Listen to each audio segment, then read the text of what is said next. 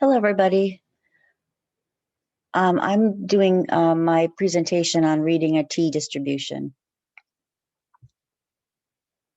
What you need to know about the t-distribution, first of all, is it shows critical values of the t-distribution.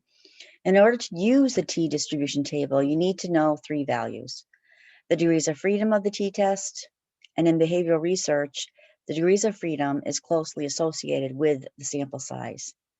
The number of tails of the test, for example, 1 or 2-tailed, and the alpha level of the t-test, such as 0.01, 0.05, etc. When is using the t-test distribution appropriate? Well, if the population standard deviation is unknown, if the sample size is less than 30, in other words, the sample size is too small for the central limiting theorem, smaller sample sizes have greater variability, or the dependent variable scores do not come from a population that is essentially normally distributed. So how does it work? The formula for the degrees of freedom is n-1. Next, the researcher calculates the degrees of freedom based on his or her sample size.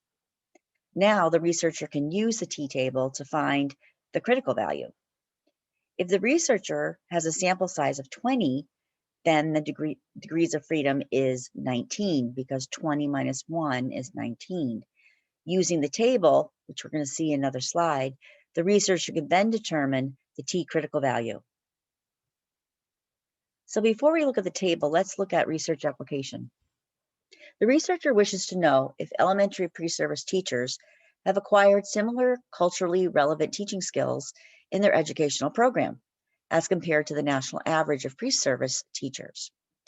The sample size in this research is 20, therefore the degrees of freedom is 19, n-1 is 19. It's a two-tailed, and the alpha level is at 0.05. Here we have the t-distribution table. On the left side of the column, you can see right here, are where the degrees of freedom are listed. At the top of the table, you have one or two-tailed, depending on what kind of research study the person's doing. In our situation, we have a 0.05 example. We have a 0.05 alpha level with the degrees of freedom of 19. And you simply see where those things intersect, and it gives you a critical t value of 2.093. So what does this mean for the research? The researcher finds that her sample of elementary pre-service teachers had a critical t value of 4.3. She then compares this score to the one found on the t-test distribution table, which we just found as 2.093. The critical t value of the sample is 4.3 and thus greater than the critical t value found in the table. This information allows the researcher to reject the null hypothesis of the t-test and conclude that the results of the study, are statistically significant. This is the end of my presentation. I hope you enjoyed it.